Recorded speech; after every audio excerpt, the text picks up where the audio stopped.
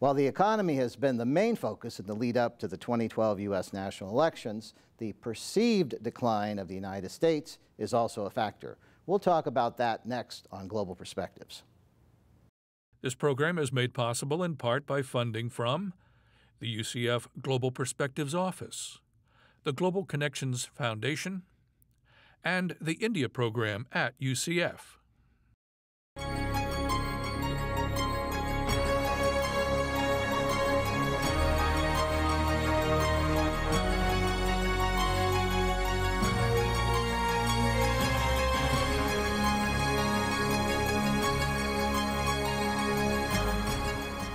This is Global Perspectives with Pulitzer Prize-winning commentator John Bercia, Special Assistant to the President for Global Perspectives at the University of Central Florida. The political landscape of the United States is inevitably affected by events here and abroad. In 2011, we have faced many domestic and foreign policy challenges, an economy that is still in shambles, intense battles over the U.S. budget, upheaval in the Middle East, and rising powers in Asia, to name but a few. In the approach to the 2012 U.S. presidential election, new crises will surely emerge. What are some of the issues on the horizon? Who is the right leader for these tough times? Our guest today will shed some light on these pressing questions. Ramesh Ponnuru, a senior editor at the National Review and a columnist for Bloomberg View, has written widely on U.S. and global politics. Thank you for joining us today. Welcome to the show. You're welcome. Why don't you step back and paint a very broad picture for us of the American political environment in 2011? What do you see as the big issues, and where are we going as we work our way toward the 2012 presidential election? Well, I think clearly issue number one is the economy, where maybe we've technically had a recovery. It's not something that has felt like a recovery to most people, but in any case, even if there's a technical one, it seems to be sputtering, and I think there's a real worry now that neither party seems to have much of an agenda or really even an understanding of how we got to this situation and how we're going to get out of it. I think that is the overwhelming public concern. Nothing else even really comes close to that. Now, when you think back a few years as we were working our way through the midst of this Great Recession, did you anticipate we would be at this point today? I've even heard some analysts call it the recovery-less recovery. Right. Right. Well, you know, the if you're asking sort of in early 2009, did I expect the economy to be this rotten in 2011? The answer is no, and not only did I not expect that, I think most observers did not expect that. I think pretty clearly the Obama administration did not expect that, and much of their strategy was premised on the idea that after the stimulus, in particular in early 2009, the economy would come back and things would look a lot rosier in 2011 and 2012 as the president prepared for re-election than they seem to be looking. Now, the economy is typically a dominant issue, if not the dominant issue in presidential campaigns, and certainly appears to be the case today. How important is the economy going to be if things remain as they are now? Well, the way I look at it is that there are sort of two kinds of elections when an incumbent president is running for re-election.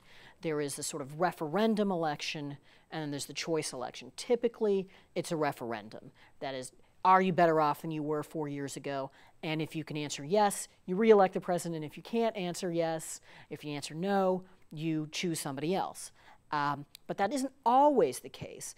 In 2004, for example, President Bush, running for re-election, very successfully made it into a choice election, so that even though there was not a majority of the public that gave him approval for his record as president, he was still able to win because enough of those voters who didn't approve of his record nevertheless preferred him to the challenger, John Kerry. In this election, I think President Obama's best bet is going to be to try to make this less of a referendum election, because he can't win a referendum election because people aren't feeling as though they're doing better than they were, and make it into more of a choice election, so that that significant swing vote, he says to them, essentially, obviously he doesn't come out and say it in these words, but he says to them, look, maybe you're not happy with the way I've been doing my job, maybe you're disappointed, but this other person is unacceptable far inferior to me, and so you're going to have to go with me.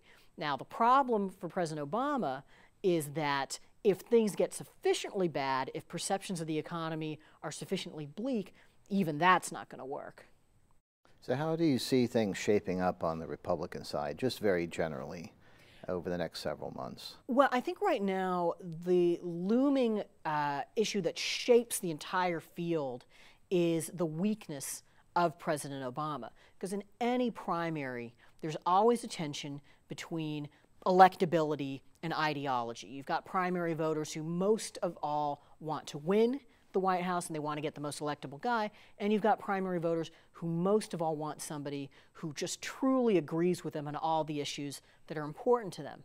And when you have a situation where the other side looks as though it's been weakened and that the election is maybe yours for the taking, or you think that even if it's not true, then the balance is going to tilt towards ideology over electability. And I think what we're going to see in the coming months is that Republican primary voters, particularly if Obama's numbers continue to decline, are going to want to get more of a true believer and less of the person that they think is the safe nominee. Now, do you anticipate that the discussion, the national debate about the economy and other issues will get any better in the sense that it will be less partisan? We seem to hear the word partisanship mentioned more often these days than I can recall in the past, and we know the Constitution was set up so that there would be a degree of tension between the parties, but I don't know if this kind of tension was anticipated. Well, you have this unusual situation right now because normally the answer to your question would be no, there's going to be increased partisanship because you're going to have the presidential primaries and then you're going to have the presidential race in earnest between whoever the Republican nominee is and President Obama, and that is not an environment that is conducive to sort of cool, calm, bipartisan reflection on these issues. But in this case, you also have this bipartisan group, so-called super committee, that was created by the debt ceiling deal over the summer, and that is supposed to happen on a pretty fast track right in the middle of all this presidential wrangling. And it has to be a bipartisan deal, at least in the committee itself, in order to avoid these really draconian cuts to defense and to non-defense programs that both parties are probably going to dislike. Now, that could change the entire formula. But the other wrinkle to add to that is that super committee is narrowly focused on the issue of the debt and not the issue of jobs and an overall economic revival. So at some point, does the public's number one concern, which is jobs and the economy, get drowned out because we now have this mechanism in place to force the conversation somewhere else entirely? What is your sense, if you've thought this through, as to what would be the best fix for the economy? Is it a jobs program? Is it tax reform? Is it a combination of the two? Well, I don't think there are simple or easy answers, but my main view on all this is that we have dramatically underestimated the importance of getting monetary policy right throughout this entire ordeal and overestimated the effectiveness of fiscal policy. So I really think that to a large extent it's the Federal Reserve that holds the key, and unfortunately, in my view, the Federal Reserve now feels inhibited by the amount of political criticism that they have taken for their previous moves to stimulate the economy. And I think part of what's wrong with the way the Federal Reserve, and I should say the Federal Reserve has brought some of these problems on itself, partly by being such an opaque institution and having policies that are not predictable and transparent. So we've had, there's been a lot of talk about the uncertainty in the economy, and people mainly have in mind regulation, taxes, and spending. But the future course of monetary policy is incredibly uncertain right now. And that is something that the Federal Reserve really needs to be able to step in and supply, is some stability to expectations about inflation, expectations about nominal income and spending. And unfortunately, that has not been something that the Fed has been able to do, whether because of internal division or external criticism. Is there a particular direction you would like the Fed to take in terms of policy? Well, look, from 1982 to 2007, we had what is called the Great Moderation, where the business cycle, a lot of economists thought, had finally been tamed. Recessions were becoming shorter in duration and less severe in their intensity, and you also had, during this period, a pretty low, moderate inflation level. Now, during that time, the Federal Reserve maintained nominal spending path of 5% growth a year. On average, 3% real growth, on average, 2% inflation. You know, some years you'd have a little bit more, and then the next year you'd have a little bit less, but you kept this average trend line. During the recession that started in late 2007, and particularly when it got worse with the financial crisis in the fall of 2008, nominal GDP, which again had been going up 5% a year, just sort of drops off a cliff, and we have not gone back to that trend. I think the Federal Reserve can and should get us back to that trend line and keep us on that trend line so that we can maintain stability and expectations. That, for me, is the key. When you have stable expectations, you can make plans, you can coordinate plans with other economic actors, you can have a sense of what kind of debt you can take on and what kind of debt would be excessive.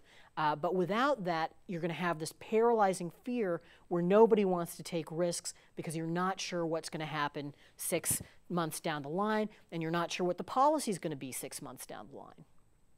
We've been talking about these issues primarily in terms of domestic politics, but the United States and the U.S. president have an unbelievable impact globally, unlike those of most countries and presidents.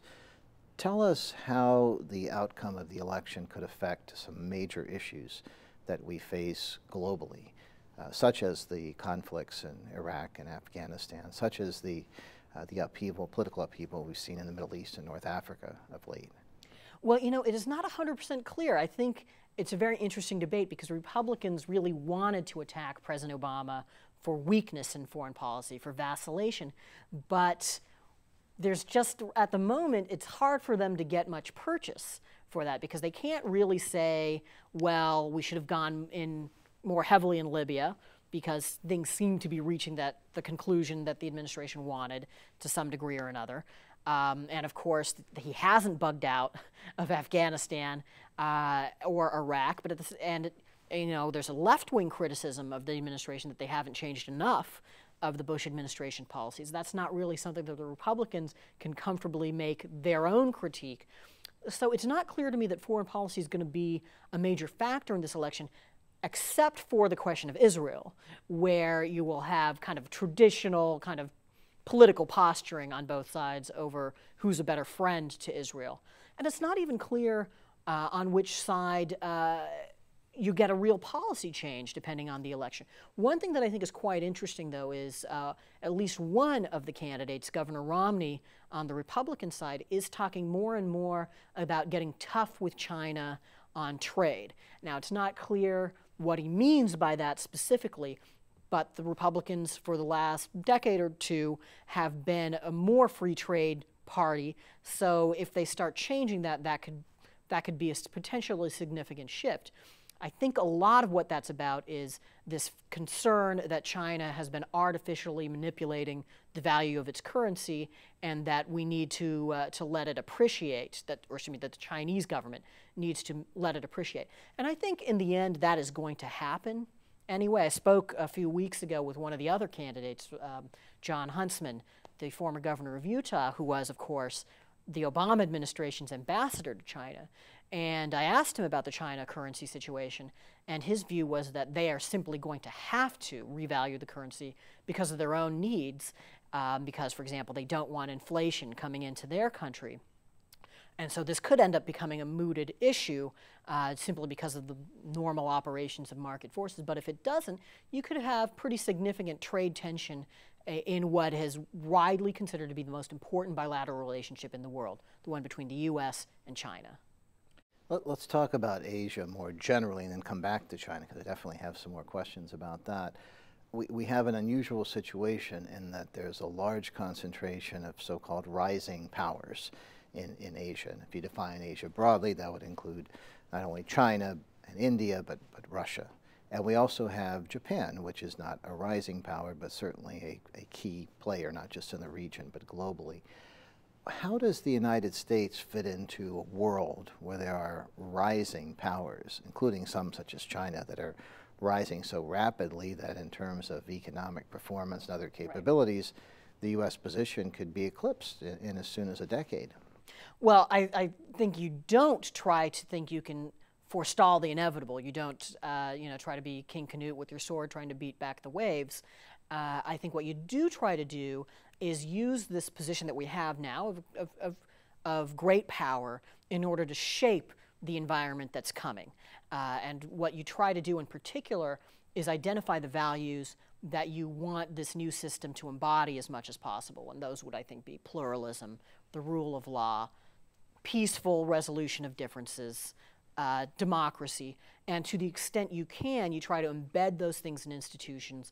You try to encourage the rising powers to align themselves with those values. And that's a very delicate task because it's not something that can be done primarily or even in any really important respect through force of arms. It's something that has to be done through diplomacy, through trade ties, through the deft management of our public image abroad, through a kind of salesmanship for those values.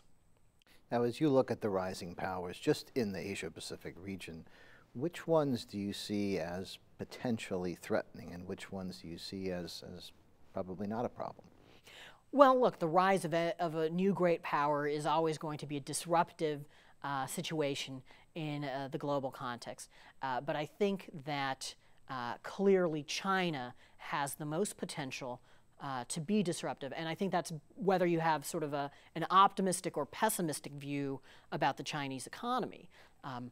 If China gathers more force and more power and becomes more ambitious about its global role, but continues not to have the sorts of values that we like to see in other countries, that could be extremely problematic. You could see it trying to kind of create a sort of rival a kind of ideology of authoritarian capitalism that it seeks to promote overseas.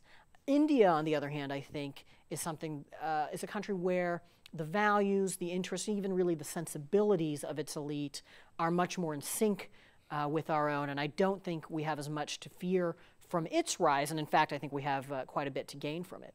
And Russia? Well, Russia, I think, is a country that is demographically looking as though it has a quite unpleasant future.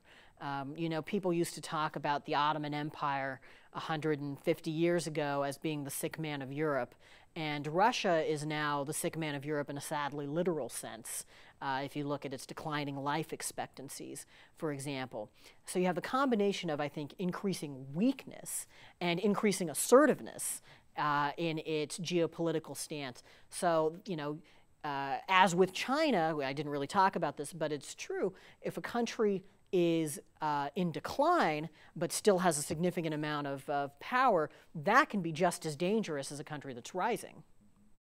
Now, tell us your perception of what China's ambitions are. This is a country that economically has done extraordinarily well over recent decades, but has also begun to devote a considerable percentage of its annual budget to the military. And there are all kinds of questions as to what is the true level of spending, because a lot of this is sort of a gray area discussion, and at the end of the day, what the intentions are.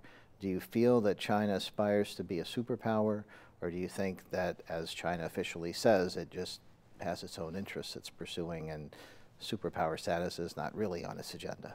I think China wants to be a superpower, and in a sense, I don't blame them for wanting that. I think that look, they have interests in Taiwan. They want other countries in the region to look first to them rather than first to the United States for leadership. But I think really, you can talk about the specific interests and sea lanes and so forth, but I think underlying all of these things is the leadership of China does not feel that it has enough respect internationally. And it really, I think this conception of national dignity is really underlying a lot of what drives their policy, more even in a way than concrete interests, as important as those are. They want the rest of the world to take them seriously. So does that mean situations that could include conflicts or? Absolutely. I mean, I think that the Chinese government is prepared to test the waters and see how much pushback they get in various places, whether it's with regard to the Spratlys or with respect to Taiwan. I think absolutely any American president is going to have to deal with an assertive China. That I don't see any way of getting around that. I think if we were talking 5 years ago, I would be more concerned about the issue of Taiwan than the Spratlys, but although the relations between Beijing and Taipei still have issues, it's much improved as a direct result of both governments' efforts. But the Spratlys is one of those sort of behind-the-scenes issues for most people because they don't even know where the islands are. But tell us how that could develop in your mind into a potential significant global problem. Well, there are so many countries that have staked a claim in or around the Spratlys, so there are just sort of multiple flashpoints for conflict. And we've already seen just in the last couple of months some tension between India and China. I just think that, again, the Chinese regime is not focused narrowly on interests where you can come up with some kind of compromise where everybody gets something. I think it is very much concerned about really throwing its weight around and being seen to throw its weight around. And when you have a country like that, which is rising in power, or at least in perceived power, there will always be pretexts for conflicts to arise. You know, we forget that in the months before September 11th, people were really focused on the idea of conflict between the United States and China becoming the defining issue of the decade. And of course, September 11th happened, and then that whole set of issues moved onto the back burner because we wanted to take on the global war on terror. And I think a lot of that conflict is now coming back to the foreground. Where do you see the United States in all of this? Some have called the United States, you know, still the superpower, but declining. Is a decline inevitable for this country, or what does that actually mean? Because it's relative to the rise of some of these other countries. Well, I think it's a mistake to make straight-line projections based on recent trends. And we have had this long, protracted slump. And as long as that's been going on, people are going to be pessimistic about the future, and they're going to be pessimistic about our collective American future in the world. But I don't think that's the way to bet. I think we still have quite a few things going for us. Obviously, there are reforms we could undertake, and I think that the key thing really is to get our economy moving again and rebalanced. But if we can do that, and I do think we can do that, then I don't see any reason why we can't be still one of the world's great powers a century from now, and possibly even still the greatest power, if not quite as far ahead of everybody else as we've been over the last 2 decades. And to accomplish that, do you believe we need to maintain bases in places like South Korea and Japan? Well, I would be pretty careful about scaling back our overseas military commitments. For one thing, I think that it's one of those issues where, yes, you can make some serious savings that way, but in the long run, you are going to have to reform our entitlement programs to get our budget into a sustainable balance. And if you do that, then you're not really going to have to do too much in the way of retrenchment. I think that you could make a stronger case for pulling back some of our troop commitments in Europe than for doing that in East Asia. I think you've got a rising set of powers there. You've got some significant tensions there. And I think it would probably be the wiser course to maintain a troop presence to the extent that we can, to the extent that that budget and American public opinion permits. But our leadership ought to really do what it can to move public opinion and the budget situation so that we can commit, so that we can keep our commitments in the region. Because I do think that a lot of countries will look at a pullback in Asia and think, even if it's a limited pullback, okay, the Americans are on their way out. We need to find another country, and that would be Beijing, to orient ourselves around, and that we would lose more in influence than we would gain in budgetary savings. Thank you for joining us today, Mr. Ponnuru. You're welcome. And thank you for the Global Perspective Show. I'm John Bercia. We'll see you next time.